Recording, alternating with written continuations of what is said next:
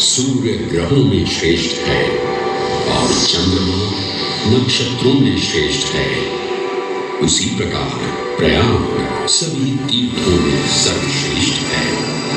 पद्म पुराण में वर्णित ये श्लोक जिस तरह प्रयाग की विशेषता को दर्शाता है, उसी तरह इस पावन क्षेत्र का गुणगान करने वाली अनेक पौराणिक कथाएं, किंवदंतियां एवं कहानियां आज भी जनमानस में प्रचलित हैं। ऐसी ही एक पौराणिक कथा है जो भगवान ब्रह्मा को प्रयाग से जोड़ती है। मान्यताओं के अनुसार भगवान ब्रह्मा को यज्ञ करने हेतु एक दिव्य स्थान की आवश्यकता थी, जिसके चयन को लेकर वे बड़ी ही दुविधा में थे। अपनी दुविधा के निवारण हेतु भगवान ब्रह्मा नागों के देवता महाराज शेषनाग के यहाँ पहुंचे और उनसे कहा, हे आदिशेष, मैं यज्ञ करने हेतु इस सृष्टि में एक ऐसा स्थान ढूंढ रहा हूं जो दिव्यता और पवित्रता की दृष्टि से सर्वोत्तम हो। क्या आप मुझे ऐसा कोई उपयुक्त स्थान बता सकते हैं जो सभी तीर्थों में सर्वश्रेष्ठ हो? जगत रचयिता को मेरा प्रणाम। भगवान, मैं धन्य हूं कि आपने मुझे इस योग्य समझा। क्यों ना आप स्वयं ही सभी पवित्र स्थानों का मूल्यांकन करें। ऐसा कीजिए, आप तुला के एक पलड़े पर सप्तपुरियों को रखिए और दूसरे पलड़े पर भगवान विष्णु के स्थायी निवास प्रयाग को रखिए, जिसका भार सबसे अधिक आए। मेरे विचार में वही सर्वश्रेष्ठ तीर्थ हो। इस मूल्यांकन के परिणाम स्वरूप प्रयाग का पलड़ा ही भारी रहा। इस तरह प्रयाग की प्रधानता सिद्ध हुई और तभी से इसे तीर्थों का राजा कहा जाने लगा। आज भी ऐसी मान्यता है कि भगवान ब्रह्मा ने गंगा नदी के पश्चिमी तट पर 10 अश्वमेध यज्ञ संपन्न किए थे। आज उस स्थान को हम दशाश्वमेध घाट के नाम से जानते हैं। भगवान ब्रह्मा के अलावा इंद्रदेव, वरुण देव एवं सोमदेव ने भी प्रयाग क्षेत्र में ही भगवान विष्णु की आराधना करने हेतु यज्ञ किए थे, जिससे उन्हें भी श्री हरि का आशीर्वाद प्राप्त हुआ। प्रयाग शब्द में प्र का अर्थ है प्रकृष्ट और याग का अर्थ होता है यज्ञ। इसीलिए इन दो शब्दों से बना प्रयाग सबसे पवित्र स्थान माना जाता है। प्रयाग ही संसार में एकमात्र ऐसा पावन क्षेत्र है जहाँ 3 पवित्र नदियों का संगम होता है। इस संगम का भी एक अनूठा महत्व है।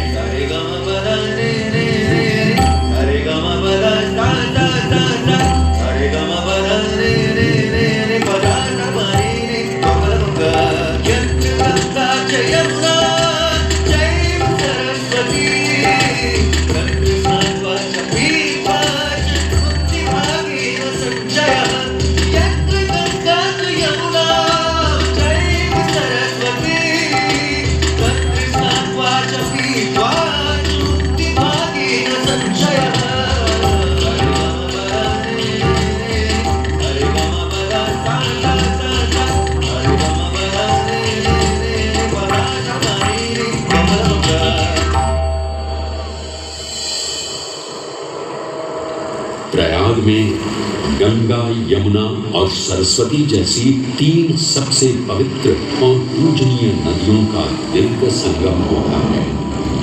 इन नदियों के संगम में स्नान करने एवं संगम का जल ग्रहण करने से मनुष्य मुक्ति का अधिकारी बन जाता है और इसमें किंचित भी संदेह नहीं है। ब्रह्म पुराण में ब्रह्मा जी भी कहते हैं कि प्रयाग में सरस्वती जी अदृश्य रूप में आकर गंगा जी से मिलती हैं। इसलिए इस क्षेत्र को सरस्वती तीर्थ संगम भी कहा गया है। सरस्वती नदी के अदृश्य रूप से मिलने के पीछे भी एक पौराणिक कथा सुनने को मिलती है।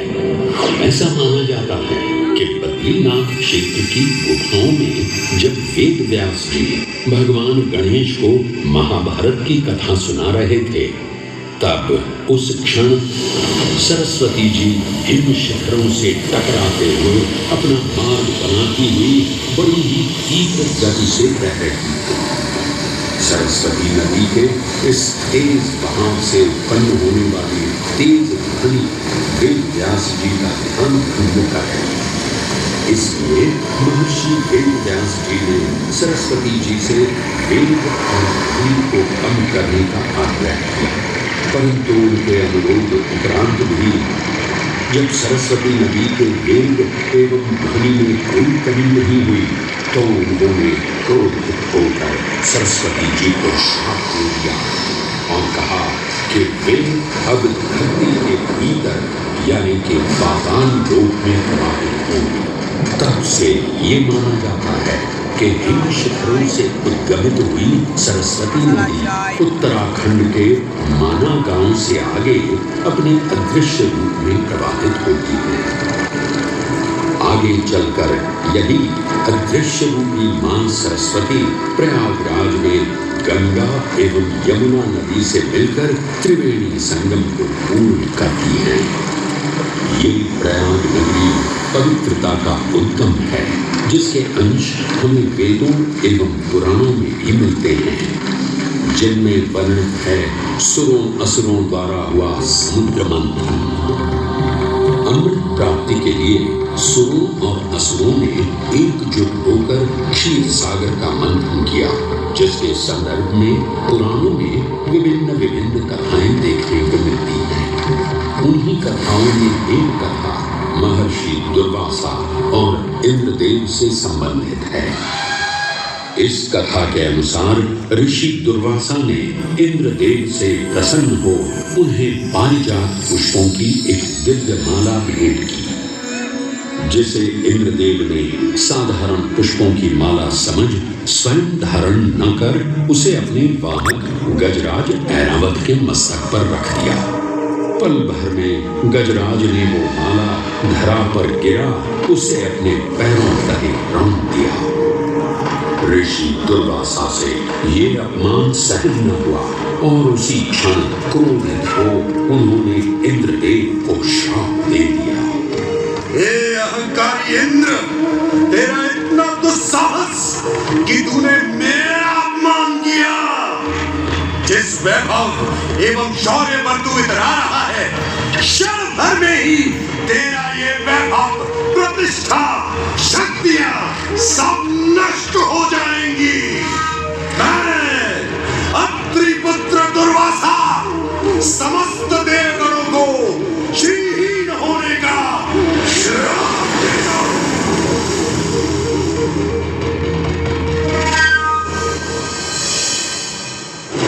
इस श्राप के परिणाम स्वरूप स्वर्गलोक से लेकर वैकुंठ धाम तक का सारा वैभव चला गया।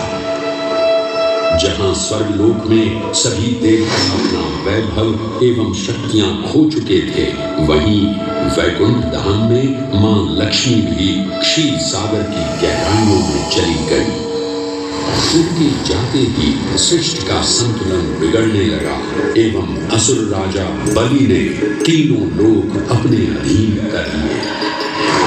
ये सब देखकर सभी देवतागण अपने श्राप के निवारण हेतु भगवान विष्णु की शरण में जा पहुंचे और कहने लगे, हे पालनहार, हे स्वामी, अब आप ही हमें इस श्राप से मुक्त होने का मार्ग बता सकते हैं, अन्यथा हम अपनी शक्तियों से सदैव वंचित ही रहेंगे और युद्ध में कभी भी असुरों का सामना नहीं कर पाएंगे।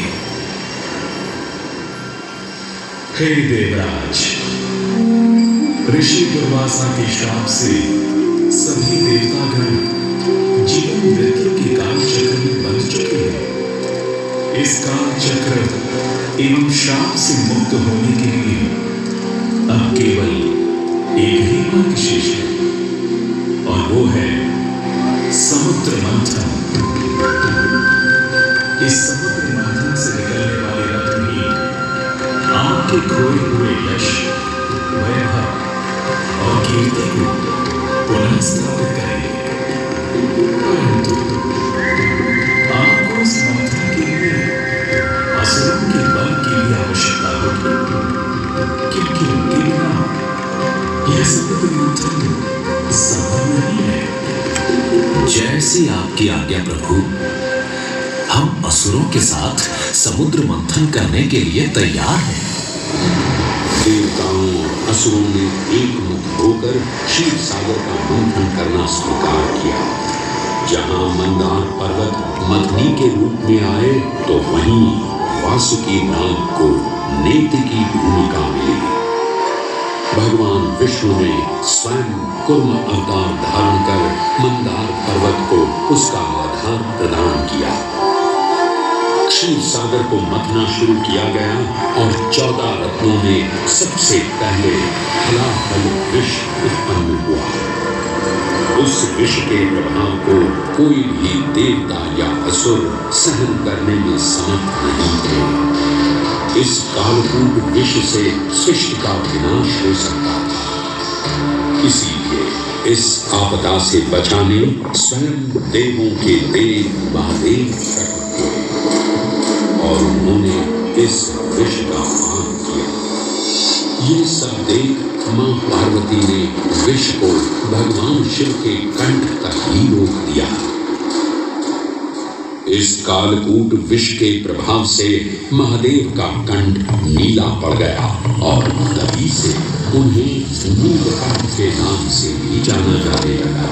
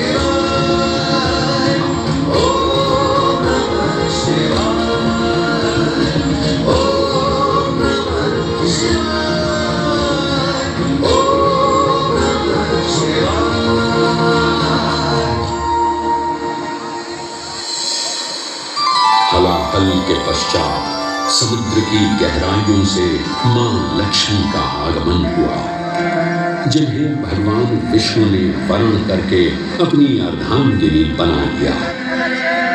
इसके पश्चात समुद्र मंथन से एक एक कर कामधेनु गाय, पारिजात वृक्ष, चंद्र, कल्प वृक्ष, अपार सुंदर अप्सराएं, गंधर्व, शंख, उच्चैःश्रवा, वारुणी एवं कौस्तुभ मणि जैसे अनेक रत्न उत्पन्न हुए।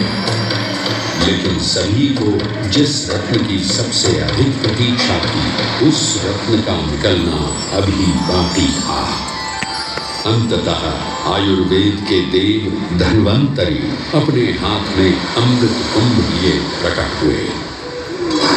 अमृत कुंभ पानी की लालसा ने सुरों और असुरों के मध्य एक घमासान युद्ध आरंभ हो गया। इसी युद्ध के दौरान स्वरभानु नाम का एक असुर अमृत कुंभ को अपने अधीन कर पाताल लोक की ओर चल दिया। अमृत कलश को वापस पाने हेतु देवतागण अपने आराध्य भगवान विष्णु का स्मरण करने लगे। तदोपरांत भगवान विष्णु एक सुंदर अप्सरा मोहिनी का रूप धारण कर पाताल लोक पहुंचे, जिसे देख सभी असुर सम्मोहित होने लगे।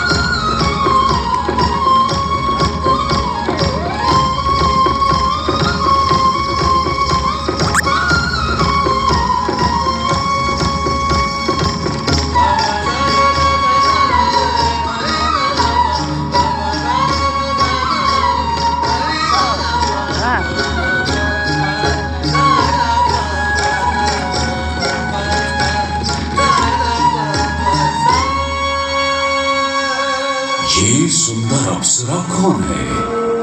ये कहां से आई है? इसने तो मेरा मन ही मोह लिया। इसे तो मैं ही लेकर रहूंगा। इस सुंदर अप्सरा ने तो हम सबको सम्मोहित कर लिया है। हे सुंदरी, तुम कौन हो और यहाँ क्यों आई हो? हे असुरराज, मैं मोहिनी हूँ और आप ये समझ लीजिए कि मैं आप ही की सहायता हेतु यहाँ पर आई हूँ। हमारी सहायता हेतु? परंतु वो कैसे सुंदरी? मैं आपको ये ज्ञात कराने आई हूँ कि अमृत की असली शक्ति और गुण तो कलश के तल में विद्यमान है, जबकि ऊपर तो केवल जल मात्र है, जिसकी ग्रहण करने से ज्यादा कोई लाभ न होगा। आप सभी इस अमृत को देवताओं के साथ बांट लीजिए। आखिर आप सभी ऋषि कश्यप के ही तो पुत्र हैं। देवताओं के साथ अमृत बांटने से एक तो आपका वैभव बढ़ेगा और दूसरा जो अमृत का फलदायक भाग है उसे आप ही ग्रहण कर सकेंगे। हे मनमोहिनी, तुम सत्य ही कह रही हो। परंतु अगर हमने ये अमृत कलश देवताओं को दे दिया तो क्या पता वे सारा अमृत स्वयं ही ग्रहण कर लें और हम सभी असुर इससे वंचित ही रह जाएं। आप निश्चित रहिए, ऐसा कदापि नहीं होगा। मैं स्वयं ही सभी सुरों और असुरों को अमृत पान करवाऊंगी और साथ ही साथ ये सुनिश्चित भी करूंगी कि अमृत का फलदायक भाग आप सभी को ही प्राप्त हो। बस फिर क्या था, भगवान विष्णु की अपरंपार लीला आरंभ हुई। जहां एक ओर सभी देवतागण विराजे तो वहीं दूसरी ओर सभी असुर। मोहिनी रूप धारण भगवान विष्णु एक एक कर सभी देवताओं को अमृत पान करवाने लगे, जिससे वे पुनः अपनी शक्तियां प्राप्त कर सके।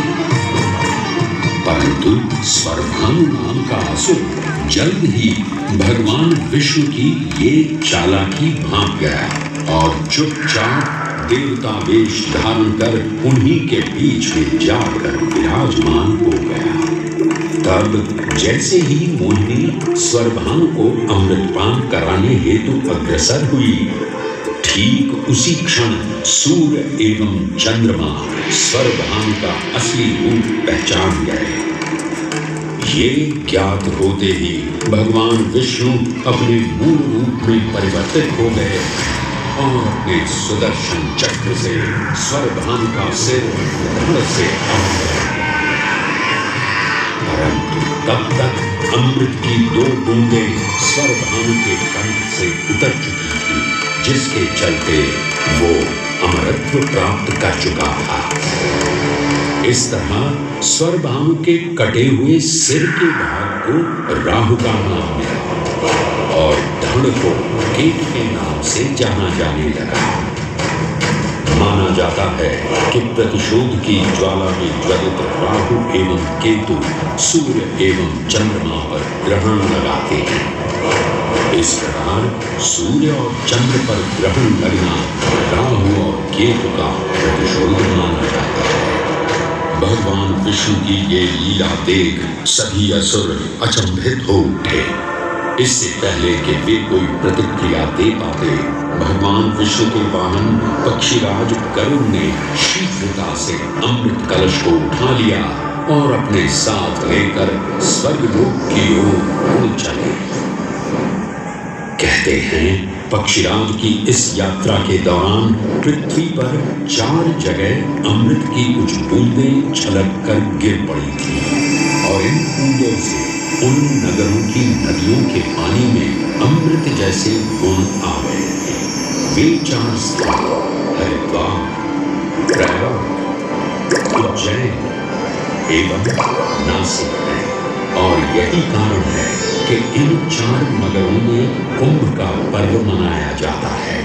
ऐसी भी मान्यता है कि एक दिव्य दिवस एक सांसारिक वर्ष के बराबर होता है और पक्षीराज गरुड़ की यात्रा में 12 दिन लगे थे।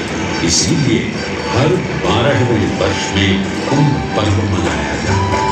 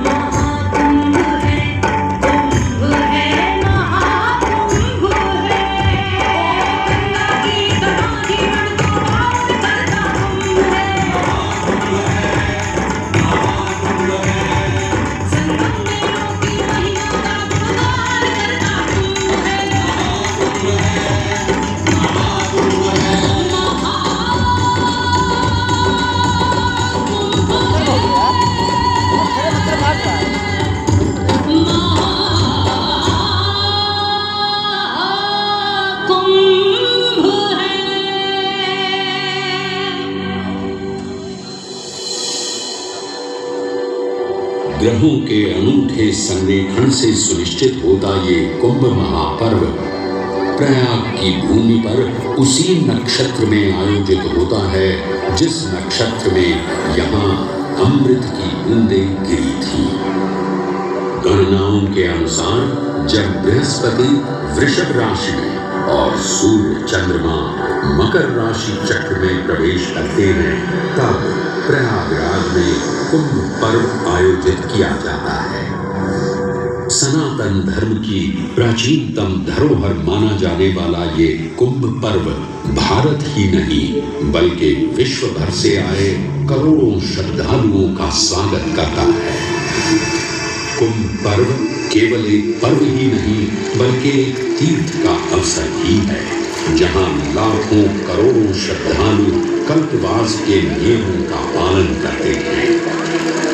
पौष पूर्णिमा से लेकर माघ पूर्णिमा तक चलने वाले कल्पवास के दौरान तीर्थालु सांसारिक सुखों को त्याग कर तपस्वी संतों की तरह कुटिया में रहते हैं।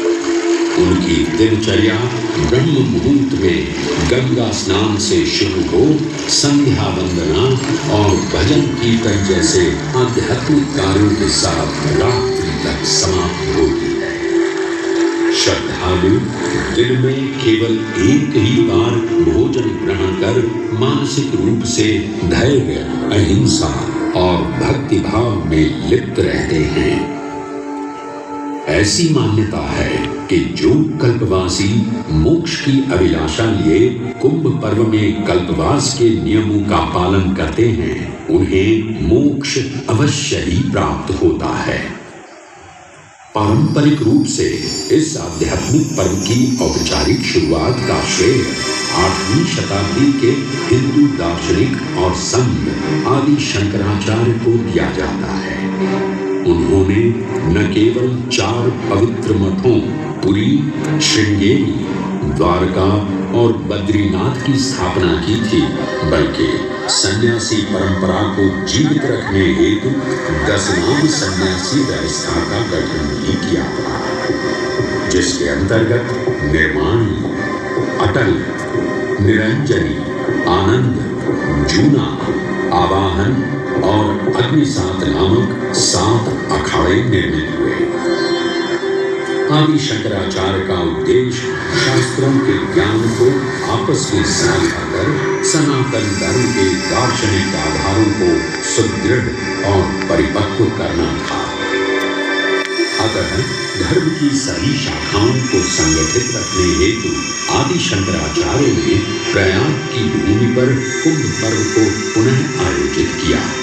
आज के इस दौर में कुंभ पर्व की महत्ता का अनुमान इसी बात से लगाया जा सकता है कि यूनेस्को द्वारा मानवता की अमूर्त सांस्कृतिक विरासत की प्रतिनिधि सूची में इस पर्व को शामिल किया गया है।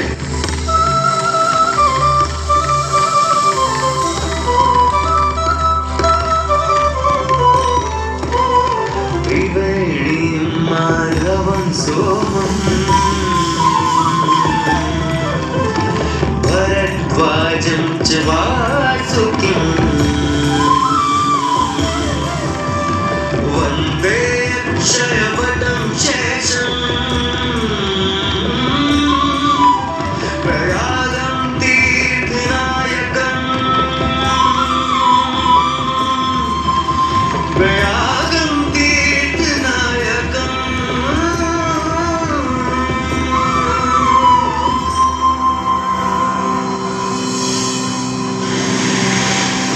त्रिवेणी, माधव, सोम, भरद्वाज, वासुकी, अक्षयवट और शेषनाग, प्रयाग के इन 7 तीर्थ नायकों की हम वंदना करते हैं। परंतु उक्त 7 तीर्थ नायकों में वेणी माधव का ही प्रमुख स्थान है। त्रिवेणी संगम में स्नान के साथ साथ श्रद्धालु वेणी माधव मंदिर में दर्शन कर भगवान विष्णु का आशीर्वाद भी प्राप्त करते हैं। मान्यताओं के अनुसार वेणी माधव इलाहाबाद किले के परिसर में स्थित पातालपुरी मंदिर में एक पवित्र अक्षयवट वृक्ष के पत्तों पर एक बालक के रूप में विश्राम करते हैं। पौराणिक कथाओं के अनुसार अक्षयवट एक शाश्वत वृक्ष है जो भगवान विष्णु का स्थायी निवास है, जहां से वे सृष्टि का पुनः निर्माण करते हैं। त्रेता युग में भी अक्षयवट वृक्ष का उल्लेख देखने को मिलता है। कहा जाता है कि भगवान श्री राम, माता सीता एवं अनुज लक्ष्मण अपने वनवास काल में इस स्थान पर आए थे। वैसे तो भगवान श्री राम का वनवास प्रयाग में श्रृंगी ऋषि को समर्पित श्रृंगवेरपुर धाम से आरंभ होता है।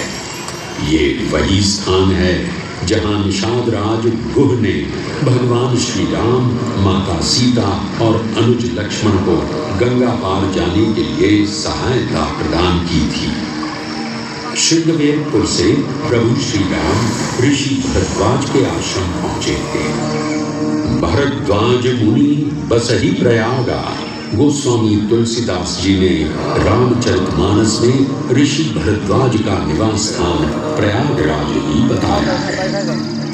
ऋषि भरद्वाज से त्रिवेणी संगम की महिमा सुन प्रभु श्री राम, माता सीता और अनुज लक्ष्मण त्रिवेणी संगम में स्नान कर तीनों नदियों का आशीर्वाद प्राप्त करते हैं।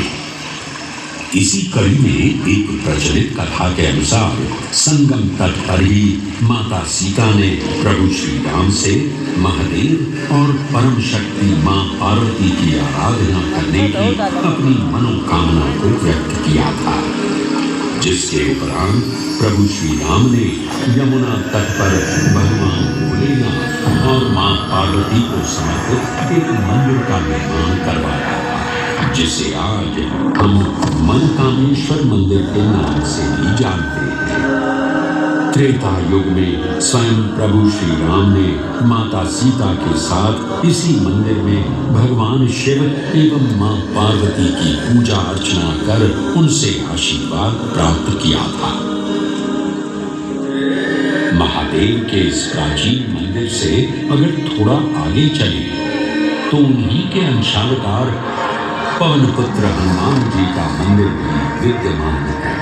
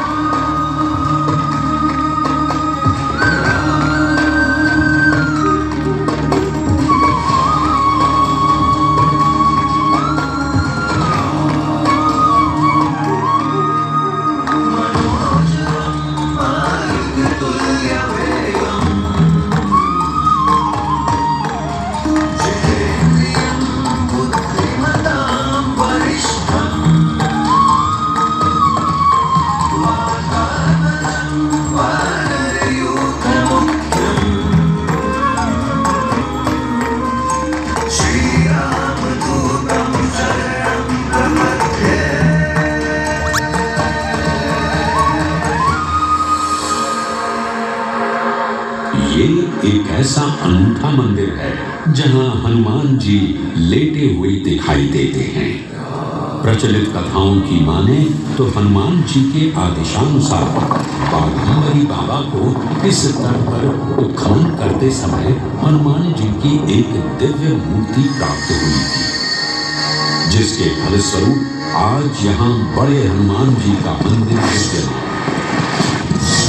इस चमत्कार से विस्मयाभिभूत हुए बाबा बाघंबरी ने हनुमान जी की सेवा में अपना जीवन समर्पित कर दिया। आज भी इस मंदिर की देखरेख का कार्यभार बाघंबरी गद्दी ने ही संभाल रखा है। पुराणों एवं अनेक धार्मिक ग्रंथों में वर्णित प्रयाग क्षेत्र के कौशाम्बी का उल्लेख देखने को मिलता है। कौशाम्बी प्राचीन भारतीय वत्स महाजनपद की राजधानी थी। गौतम बुद्ध ने अपने तपस्वी जीवन के 6ठे और 9वें वर्ष यहीं बिताए और अपने अनुयायियों को कई महत्वपूर्ण धर्मोपदेश भी दिए। बौद्ध धर्म से अगर जैन परंपरा की ओर चले तो ऐसी मान्यताएं आज भी प्रचलित हैं कि प्राचीन तीर्थंकर ऋषभदेव ने भी वत्स देश में ही ज्ञान प्राप्त किया था।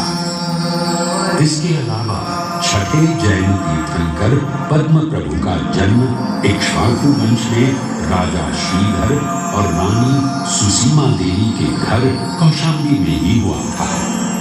यहाँ तक कि मगध सम्राट अशोक ने भी अपनी शाही देखभाल के लिए इसे अपनी उपराजधानी बनाया था।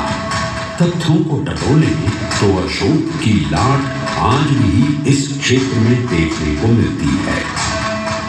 धार्मिक विविधता से परिपूर्ण प्रयाग क्षेत्र एक ऐसा अनूठा क्षेत्र है जहां ज्ञान का प्रकाश फैलाने सिख गुरु भी पधारे हैं। प्रयागराज के अहियापुर में स्थित गुरुद्वारा पक्की संगत साहिब इसी की एक बेजोड़ निशानी है। माना जाता है कि श्री गुरु तेग बहादुर जी अपनी यात्रा के दौरान 6 महीने इसी स्थान पर रुके थे। यहाँ वे प्रार्थना और ध्यान करते थे, इसलिए इसे तप स्थान भी कहा गया है। ये कहना गलत नहीं होगा कि त्रिवेणी संगम के तट पर गुरुओं और संतों की शिक्षाओं का अनोखा समावेश है। ये गुरुद्वारा पक्की संगत साहिब इलाहाबाद या इलाहाबाद के नाम से कुछ समय के लिए चर्चित ये प्रयागराज आज भी जीवंत है। धर्म और संस्कृति का अनूठा इतिहास संजोए हुए तीर्थराज प्रयागराज में वेणी माधव, शिव और शक्ति के विभिन्न स्वरूप आज भी विद्यमान हैं। जो इस पावन क्षेत्र को अद्वितीय बनाते हैं।